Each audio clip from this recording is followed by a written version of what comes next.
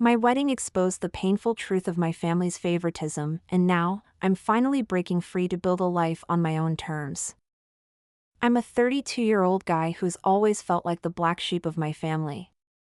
Growing up, I watched as my older sister and younger brother were showered with praise, gifts, and opportunities while I struggled to get a fraction of that attention. But I never imagined just how deep the favoritism ran until my own wedding day became a breaking point that exposed years of resentment and inequality. Looking back, the signs were always there. My sister got a brand new car for her sweet 16 while I had to work part-time jobs throughout high school just to afford a beat-up used Honda. My brother got sent to expensive soccer camps every summer while I stayed home. They both went to prestigious private colleges fully paid for by our parents while I cobbled together scholarships and loans to attend community college before transferring to a state school. I told myself it was just because they were more talented or driven than me. My sister was the academic star destined for medical school. My brother was the athletic golden boy with pro soccer aspirations. And me? I was just average Joe plugging away at my business degree and hoping to land a decent office job after graduation. But as the years went by and we all entered adulthood, the disparity only seemed to grow. My sister got a lavish wedding at a 5-star resort, all expenses covered by our parents. My brother had a down payment gifted to him for his first house in an upscale neighborhood. Meanwhile, I was living in a cramped apartment driving the same old beater car and putting every spare dollar towards paying off my student loans. Still, I kept my head down and worked hard. I landed an entry-level marketing job after college and slowly climbed the corporate ladder. I met an amazing woman, Sarah, who loved me for who I was, not what I had. When I proposed after 3 years of dating, I was on cloud 9. We started planning a small, intimate wedding that fit our modest budget. That's when things really started to unravel. My mom kept pushing us to have a bigger event, offering to chip in so we could invite more family and have it at a nicer venue. But her idea of chipping in was a measly $5,000, a drop in the bucket compared to the 6-figure affair she'd bankrolled for my sister. When I politely declined and said we were happy with our plans, she seemed almost offended. The week before the wedding, I overheard my brother on the phone with our dad. "Yeah, can you transfer another $50K to my account? The kitchen remodel is costing more than we thought." My jaw dropped as I heard my dad easily agree. $50,000? Just like that? I couldn't believe it. I confronted my dad later that day, asking if it was true that he was giving my brother such a large sum. He got defensive, saying it wasn't any of my business. But I pressed further, demanding to know if my siblings had received similar gifts over the years. After some heated back and forth, my dad finally snapped. "Fine, you want to know? Yes, we've helped your brother and sister financially. They have goals and ambitions that require support. Your sister's in her medical residency and your brother's starting his own business. What do you need money for? To buy more video games?" I was stunned into silence. All those years of feeling less than suddenly made horrible sense. My parents truly did view me as the family failure, not worthy of the same investment they poured into my siblings. I stormed out of the house, my mind reeling. The wedding went ahead as planned the following weekend. It was a beautiful, intimate gathering of our closest friends and family at a picturesque local park. Sarah looked radiant in her simple white dress, and I felt so lucky to be marrying my best friend. But I couldn't fully enjoy the moment. My family's behavior cast a shadow over everything. My mom kept making backhanded comments about how quaint everything was. My sister complained about the food being too casual. And my brother loudly proclaimed he was taking everyone out to a 5-star restaurant afterward, because you can't expect people to fill up on appetizers. I bit my tongue, not wanting to cause a scene on what was supposed to be the happiest day of my life. But inside, I was seething. How dare they criticize the wedding we'd worked so hard to pay for ourselves? How could they be so blind to their own entitlement? The final straw came during the speeches. My dad stood up, glass in hand, and started rambling about how proud he was of all his children. He went on and on about my sister's medical career and my brother's entrepreneurial spirit.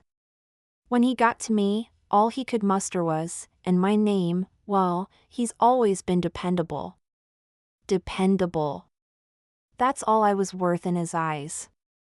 Not ambitious, not successful, just dependable, like a sturdy piece of furniture or a reliable appliance. I felt my face burning with humiliation as I looked around at our guests, wondering if they could sense the backhanded nature of the compliment. The rest of the reception passed in a blur. I plastered on a smile and went through the motions, but inside, I was a roiling mess of anger, hurt, and betrayal. Sarah could tell something was wrong, but I assured her we'd talk about it later. This was supposed to be our day, and I didn't want to burden her with my family drama. A week after the wedding, we all gathered for our monthly family dinner. I hadn't planned on saying anything. I told myself I'd moved past it and just wanted to focus on my new life with Sarah. But as we sat around the table, the old dynamics quickly resurfaced. My sister was going on and on about the luxury vacation she and her husband were planning, casually mentioning how our parents had gifted them frequent flyer miles. My brother couldn't stop talking about his new boat, thanking Dad for the advice on the investment opportunity that had apparently funded the purchase. I sat there, pushing food around my plate, feeling more and more like an outsider in my own family. The contrast between their lavish lifestyles and my modest means had never been more stark. And yet, they seemed completely oblivious to their own privilege. That's when my mom turned to me with a saccharine smile. "So honey, how was the honeymoon? Did you and Sarah have a nice time at that little bed and breakfast?" Something in me snapped. All the years of pent-up resentment and hurt came pouring out in a torrent of words I couldn't stop. "You know what, Mom? We had an amazing time. Because unlike some people, we don't need 5-star resorts and first-class flights to be happy. We appreciate what we have because we worked for it ourselves." The table fell silent, all eyes on me. But I was too far gone to stop now. Do you have any idea how it feels to sit here and listen to all of you brag about your fancy vacations and new toys, knowing that it's all funded by Mom and Dad's favoritism? Do you even realize how much they've given you over the years? My sister's face flushed with anger. "That's not fair. We've worked hard for what we have." I let out a bitter laugh. "Oh, really? Did you work hard for the $150,000 they spent on your wedding?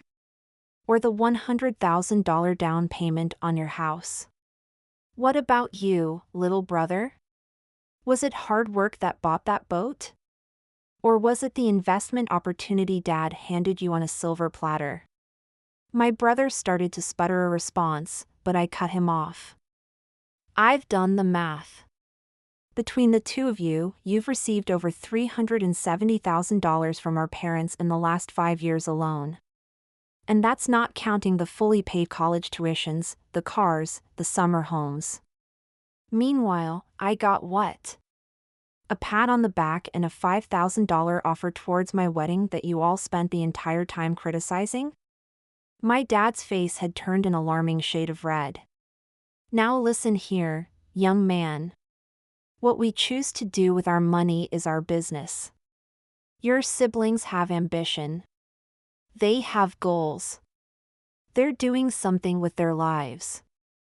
And I'm not." I shot back, my voice rising. "I've worked my ass off to get where I am without a single handout from you. I put myself through school. I earned every promotion at my job. I saved for years to be able to marry the woman I love. But none of that matters to you, does it? Because I'm not a doctor or a hotshot entrepreneur. I'm just, What was it you called me in your wedding speech? Oh, right. Dependable. The silence that followed was deafening. My mom had tears in her eyes. My siblings looked like they'd been slapped. And my dad just looked tired. Is that really what you think of me? I asked, my voice quieter now, but still trembling with emotion.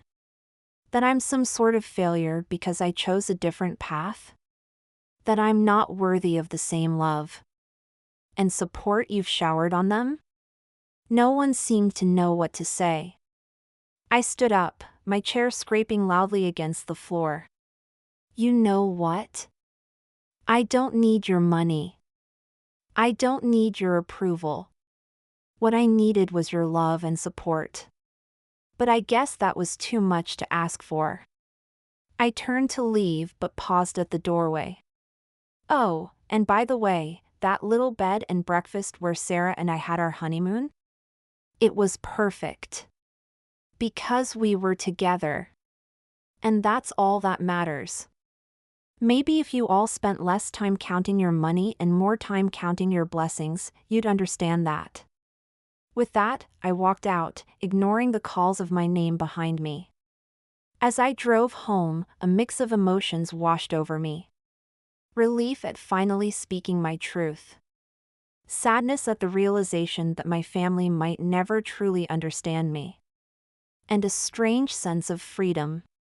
For the first time in my life, I felt like I was breaking free from the need for their approval. When I got home, Sarah was waiting up for me.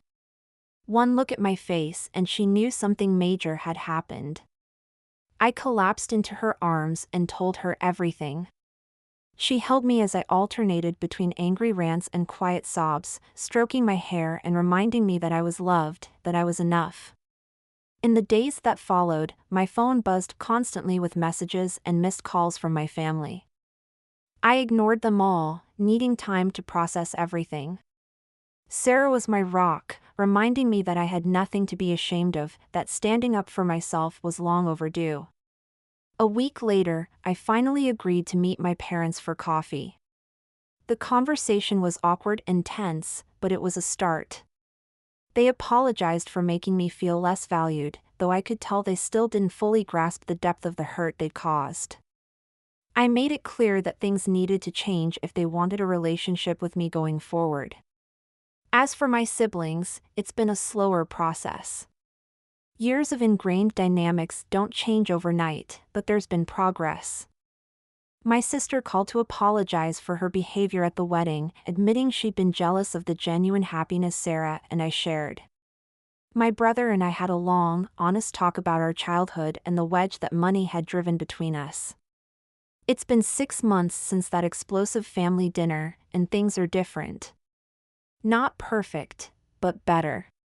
My parents have made efforts to be more equitable in their treatment of us kids, though old habits die hard.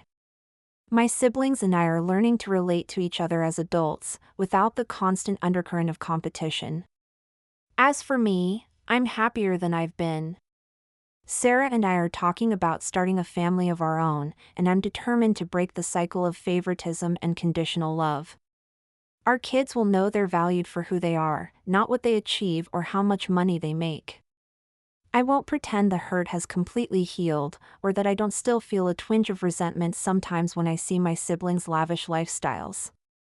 But I've realized that true wealth isn't measured in dollars and cents. It's measured in love, in integrity, in the strength to stand up for yourself even when it's hard.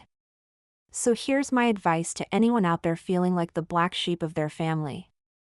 Your worth isn't determined by how much money your parents give you or how your achievements stack up against your siblings. You are enough, just as you are. And sometimes, the family you choose, the one you build with your partner, your friends, your own kids, is more valuable than the one you're born into.